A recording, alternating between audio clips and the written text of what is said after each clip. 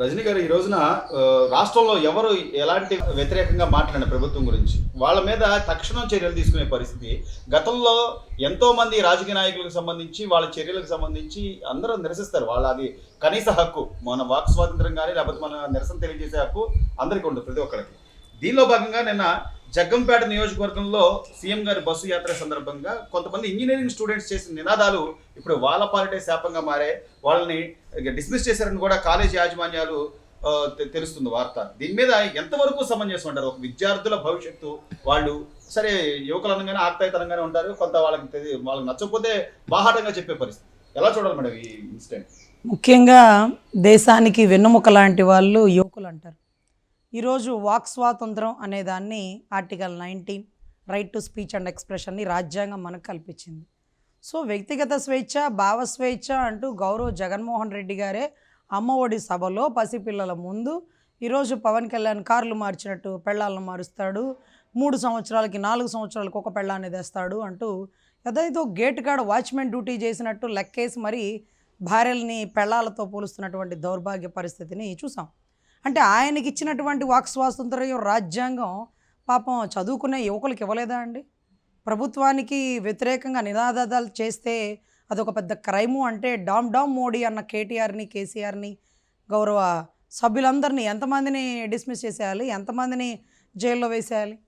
So భావస్వేచ్ఛ ఉంది, వ్యక్తిగత భావస్వేచ్ఛ ప్రకారం పిల్లలు వాళ్ళకి వాళ్ళ హీరో పవన్ కళ్యాణ్ అనుకున్నాడు. పవర్ స్టార్ అంటే పేరులోనే పవర్ ఉంది, ఒరిజినల్గా పవర్ ఉన్నా లేకపోయినా మా నాయకుడు మా గుండెల్లో పవర్ స్టార్ అనే వాళ్ళు భావిస్తున్నారు. అందులోనూ నిన్న పవన్ కళ్యాణ్ గారు అన్నారు, ఏంటో నా 4వ పెళ్ళాన్ని చూసి మా వాళ్ళందరూ ఉరకలెత్తారంట అని. 4వ పెళ్ళాం ఎవరా, వీళ్ళ వాళ్ళు ఎవరా అంటే అప్పుడు గుర్తొచ్చిందండి.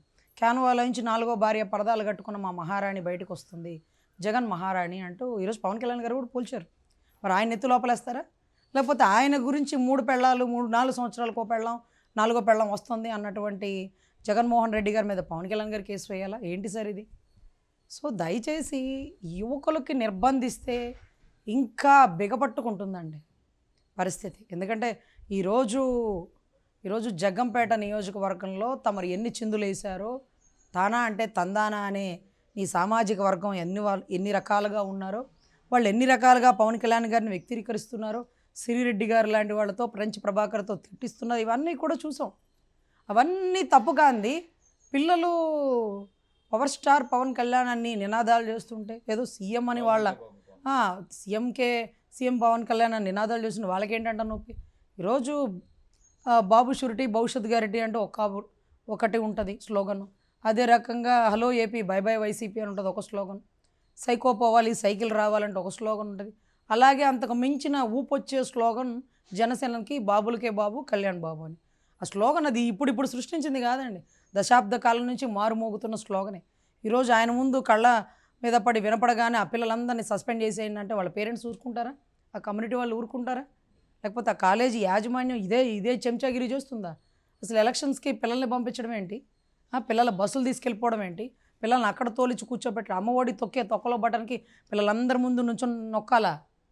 పిల్లల స్కూల్ మానిపించడం, ఎండలకి పిల్లల్ని బయట నుంచోబెట్టడం, సరే అంతా పూర్తిగా తప్పండి, పూర్తిగా ఖండిస్తున్నాను. ఒకవేళ వాళ్ళందరినీ డిస్మిస్ చేసేటట్టయితే ఆ కేసు కోర్టులో ఫైల్ చేసి right to speech and expression, భావ ప్రకటన స్వేచ్ఛ హక్కుకి భంగం వాటిల్లేలా చేస్తున్నటువంటి గౌరవ్ జగన్మోహన్ రెడ్డి, ఆయన మాత్రం ఆయన ఇష్టాచారంగా భావ ప్రకటన స్టేజుల ముందు ఇష్టాచారంగా భార్యల గురించి, ఆడబిడ్డల గురించి, కుటుంబాల గురించి, వ్యవస్థల గురించి మాట్లాడేస్తున్న పరిస్థితి. మరి మాకుండే ఈ కేసులు వారి మీద కట్టరా? మేము మాత్రమే శిక్షార్హులమా, వారికి శిక్ష పడదా అంటున్నటువంటి పరిస్థితి.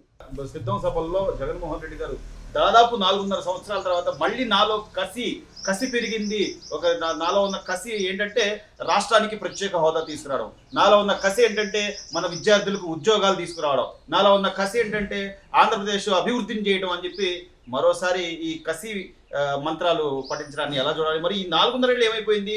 ఆ రోజున నేను ఇక్కడ ఇల్లు కట్టుకున్నా, ఇక్కడే ఉన్నా అన్న మాటలు ఏమైపోయినాయి? లేదా సంపూర్ణ మద్యపాన నిషేధం అయిపోయింది, జనవరి జాబ్ క్యాలెండర్, మరి ఇదంతా ఈయన కసిలో భాగంగా లేదంటారా? సరే ఈ కసేమో మాకు తెలియదు, కానీ ఇప్పటి వరకు మసిపూసుకొని తిరుగుతున్నాడా అని మేము అడుగుతున్నాం. 4.5 సంవత్సరాలు ఏం చేశాడని మేము అడుగుతున్నాం. కసి మీకు ఇప్పుడు వచ్చిందండి? మేము ఆల్రెడీ అలసిపోయాం. మీ కసి, మీ రాజకీయ హోదా, ప్రత్యేక హోదా ఇవన్నీ ఎక్కడ చూసామంటే మీరు తయారు చేసిన మందు బాటిల్స్ మీద చూసాం. స్పెషల్ స్టేటస్, గవర్నర్ మేడలు, ప్రెసిడెంట్ మేడలు, భూమి శాఖలకలాగా అక్కడ చూసాం. సో వీటన్నిటికంటే మించి ఇప్పుడు ఏదో ఏసీలో పడుకొని నిద్రలేచి కరెంటు పోయింది, ఆ దుప్పట్లోంచి కళ్ళు తెరిచి ఏమైంది ఇప్పుడు నాలో కసి పెరిగింది అంటే ఇప్పుడు వరకు ఎవరు నిద్రపోమన్నారు? ఇప్పుడు వరకు అమరావతి ఆడబిడ్డలు అంత నీచంగా వాళ్ళని భూములు ఇచ్చిన వాళ్ళని కొట్టి హింస పెట్టి వాళ్ళ మీద కేసులు కట్టి వాళ్ళకు కనపడకుండా వాళ్ళ ఇచ్చిన భూమిలోనే దొంగ రూట్ వేసుకుంటూ వాళ్ళు ఇచ్చిన స్థలంలోనే గౌరవ చంద్రబాబు కట్టిన సెక్రటేరియట్లో కూర్చొని నీకు ఏసీ ఆన్ చేసుకుంటున్నావా, ఫ్యాన్ ఆన్ చేసుకుంటున్నావా, నీకు సిగ్గు అనిపించట్లా, విశ్వాసం అనిపించట్లా? ఏం కట్టావు చంద్రబాబు అన్నప్పుడు కట్టిన కట్టడాలు గ్రాఫిక్సా అని కళ్ళ ముందు కదులుతున్న కట్టడాలు నీకు తెలియనివా? నువ్వు ఏడ కూర్చున్నావు? అది ఆయన కట్టించిందేగా. హైవే సిసి రోడ్లు ఆయన వేసించిందేగా. అప్పటికప్పుడు ఇమీడియట్గా ఒక భవనం కావాలి అంటే తాత్కాలిక భవనం అనే పదం వాడినందుకు గాను నువ్వు దాన్ని పట్టుకొని ఇప్పుడు టెంపరీ భవనం ఇక్కడే, పర్మనెంట్ భవనం ఇంకో చాట అంటూ నువ్వు మారుస్తున్నావు. సో దయచేసి నువ్వు ఈరోజు కసిగా బయటకు వచ్చినా దాన్ని చూసే ఓపిక ఎవ్వరికి లేదన్నా. ఒక్క ఛాన్స్ అన్నావు, ఒక ఛాన్స్ నీకు ఇచ్చాం, నువ్వు దాన్ని బాగా వాడావు.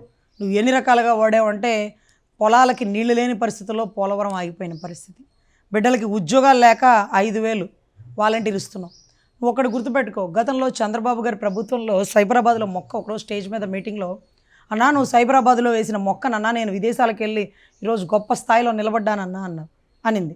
అంటే ఆ టైంలో చంద్రబాబు గారు సైబరాబాద్లో మొక్కలు వేశారు. మీరేం చేశారు? పొలాల్లో కలుపు మొక్కలు వేశారా? అక్కడక్కడ మీరు ఇచ్చిన వాలంటీర్లు 5,000తో ఎక్కడికి వెళ్ళగలుగుతారు? ఈరోజు ఆయన ఆ అవకాశం కల్పించబట్టే, కంప్యూటరైజ్డ్ టెక్నాలజీ తీసుకురాబట్టే ఆ రోజు ఆ విదేశాలకు వెళ్ళగలిగింది, ఈరోజు ఎమ్మెల్యే వెళ్ళింది. నువ్వు తయారు చేసిన వాలంటీర్లు ఏమవ్వగలుగుతున్నారు పాపం? ఈరోజు సంఘ విద్రోహ శక్తులుగా కొన్ని కేసులు వాళ్ళ మీద బనాయించి వాళ్ళతో తప్పులు చేపిస్తూ 5,000 వాళ్ళ బతుకుతెరు లేని పరిస్థితికి తీసుకొచ్చావు ఈరోజు. సో ఇవన్నీ కూడా అందరూ గమనిస్తున్నారు, గుర్తిస్తున్నారు. పోతే పోనండి, ప్రభుత్వాన్ని కొత్త ప్రభుత్వం వచ్చాక జాబ్ క్యాలెండర్ రిలీజ్ అవుతుంది, స్కిల్ డెవలప్మెంట్ సెంటర్లు అవుతుంది, మనం చేతి వృత్తులు పెరుగుతాయి, మన పని మనం చేసుకోవచ్చు. 5,000 కోసం ఒకళ్ళ గేట్ల కాడ మనం ఉంచేదేంటి, మన చేతుల్లోనే 50,000 సంపాదించుకోగల సబ్జెక్టు స్కిల్ మనకి వస్తుంది అన్న ధైర్యంతో ఉన్నారండి.